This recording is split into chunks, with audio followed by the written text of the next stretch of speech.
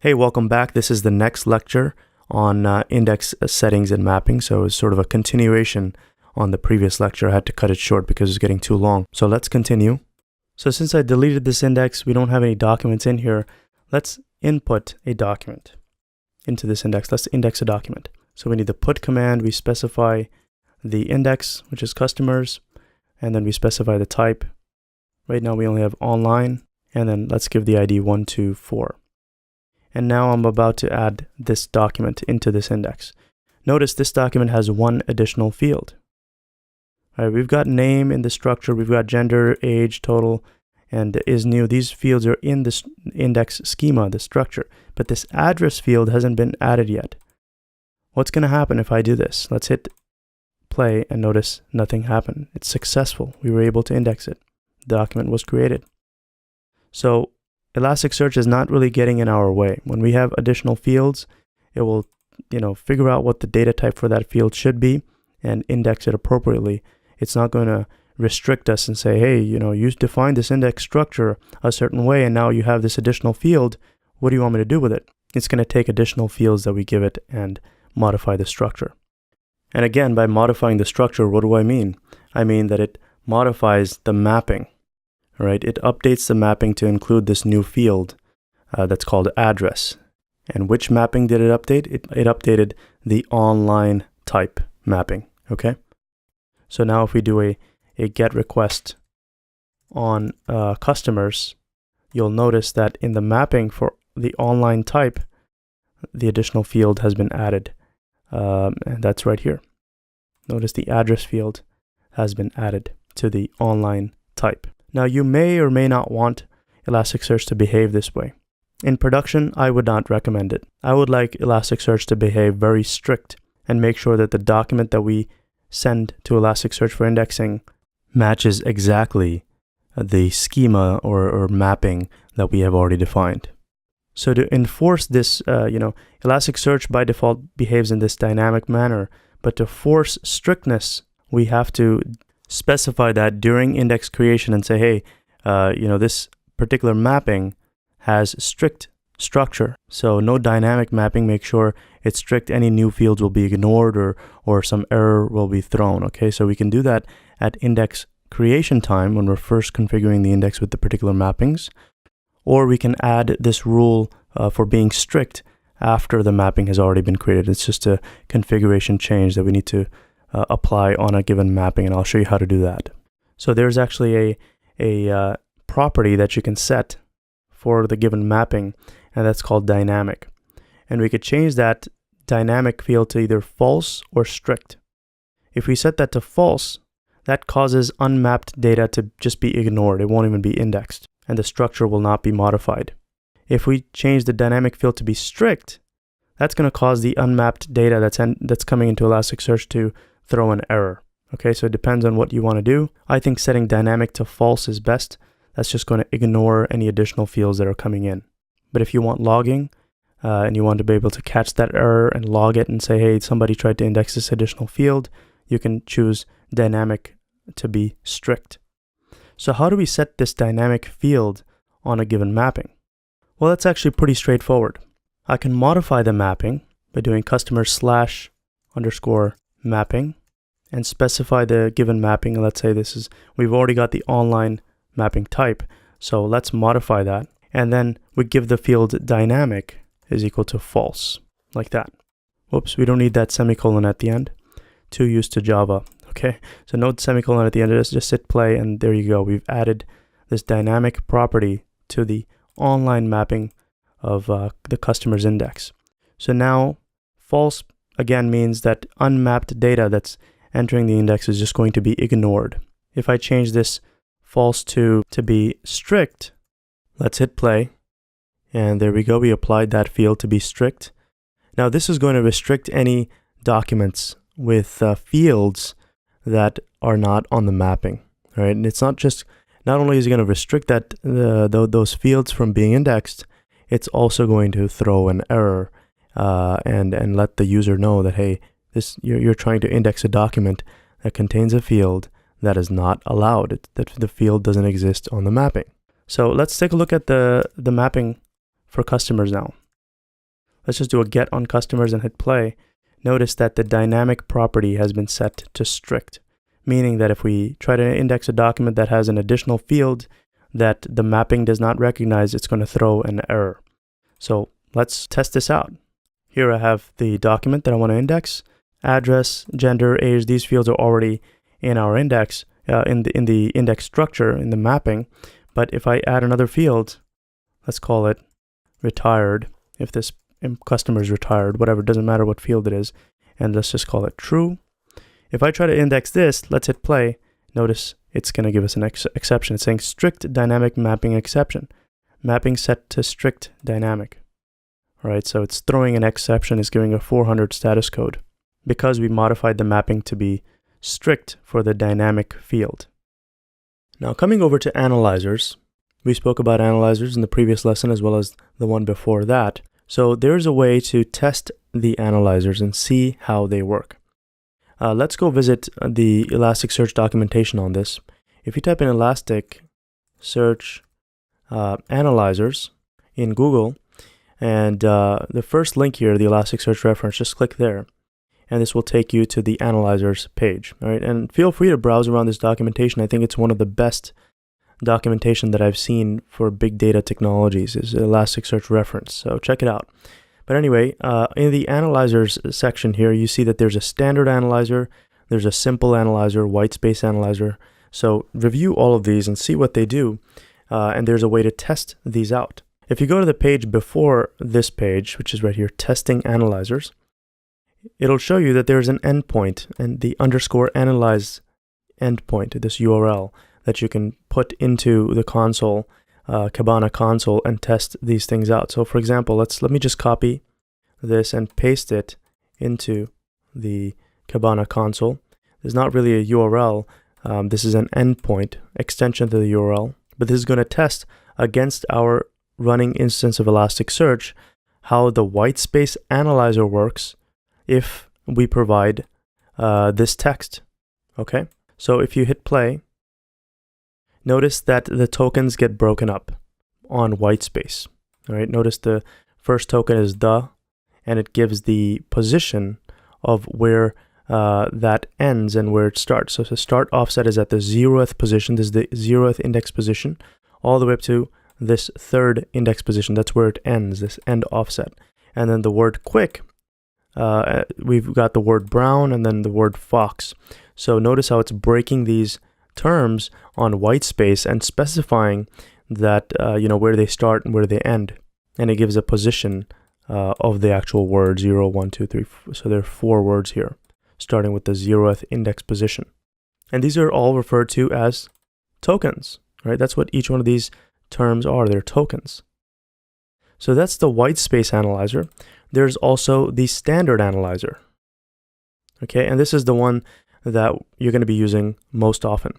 And like I said, the standard analyzer is going to split on white space, but it's also going to lowercase all of the terms and split them on white space. So let's hit play and notice that the word the token the, I'm going to refer to these as tokens, is now lowercased. Okay, all of them.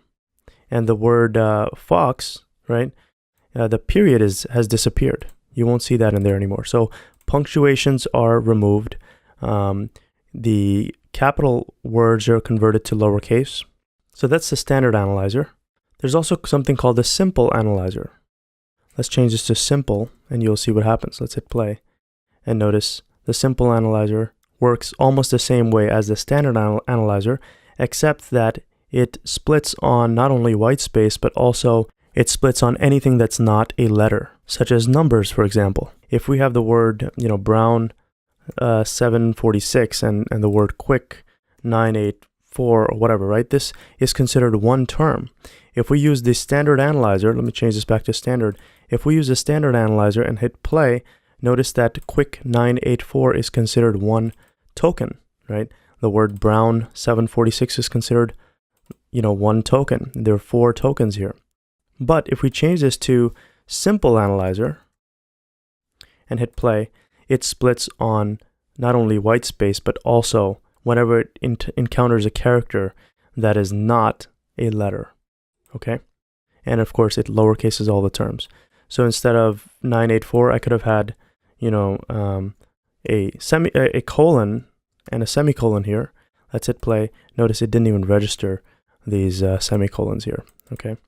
Whereas if we were to use a white space analyzer, right, that's going to only care about splitting on white space. So notice this quick with the semicolon and colon has made it into the token, and so did the brown 746. So look through these, test these analyzers out here. If we go to the next page where it says analyzers, you'll be able to test out each one of them. There's the English analyzer. So let's go back. Let me show you how that works. So if I change this to English, let's hit play. Notice, it didn't recognize this quick with a colon and semicolon as an English word. It just basically eliminated those colons and semicolons and just left with quick. All right, that's what the English analyzer could do. Brown 746 is considered the entire term, and the punctuations, such as a period, is also removed. You don't see that in Fox. And one obvious thing you'll notice is this is only tokenizing 3 terms. Notice that the word the is removed because that's considered a stop word, right? So it's going to remove stop words. That's what English Analyzer can do. Now remember when I talked about stemming, right? Let's say if we have a word such as running, right? The stem of this word is run, just run. So this English Analyzer can actually eliminate the extraneous words here because running and run pretty much mean the same thing. And when a user is searching for the word running or run, they probably mean the same thing and they're not interested in the past tense or present and so on. So with running, if we hit play, notice that only run is registered as a token. And notice the start offset and the end offset is the distance between the entire word running. Okay, you can actually count each one of these spaces and you'll see that it registers the offset at 7 characters, but the actual token is only the word run, all right? And for example, for Fox, if I change this to Foxes and hit play, it only registers Fox, right? Notice the offset, the end offset is taking into account the positions for the entire word, right, from 18 to 23, but it only registers Fox as the token. So when a user searches for the word foxes, it will match Fox. When the user searches for the word running, it will match run. That's the English Analyzer. And similar to English, there are various languages you can search for here in the Language Analyzer.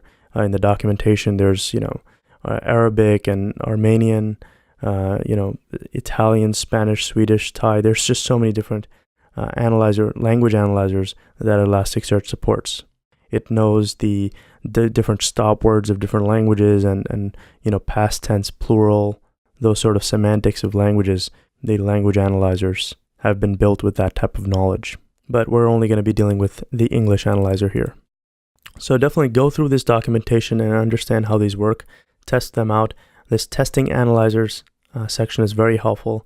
You can see that you can use filters to specify whether you want lowercasing and the kind of text that you want processed. And then down here, there are some other examples. Now, coming over to custom analyzer. All right, notice it says, alternatively, a custom analyzer can be referred to when running the Analyze API on a specific index.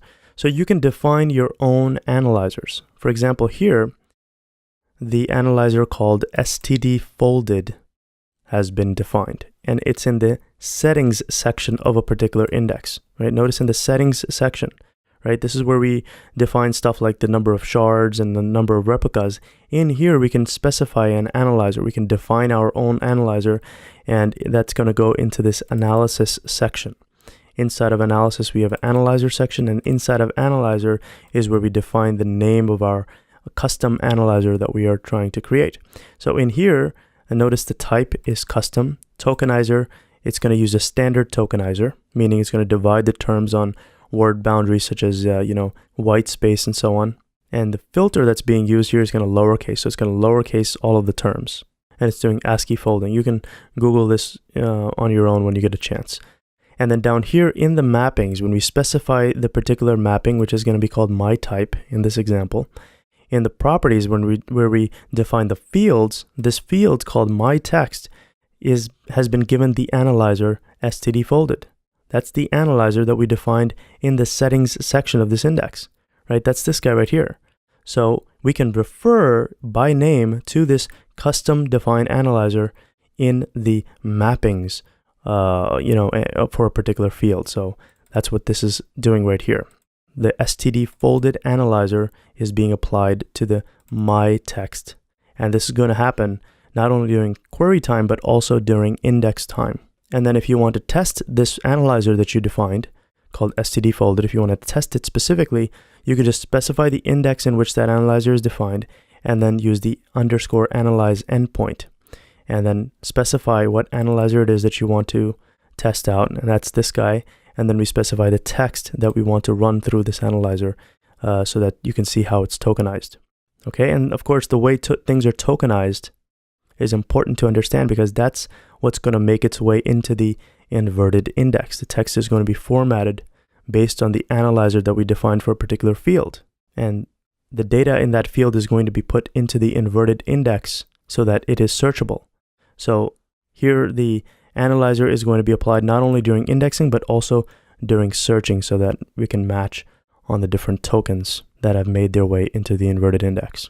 Okay, so read through both of these. It's part of this lecture. I want you to, before moving on, as a matter of fact, here in the anatomy of analyzer, one step back, and you can go one more step back, this analysis section, index time analysis, and then there's also search time analysis. Go through some of these topics and then read through the anatomy of an analyzer, and then testing these analyzers, and then go to the analyzers section, read through all of these before moving on to the next lecture. So for now, I'm going to wrap up this lesson.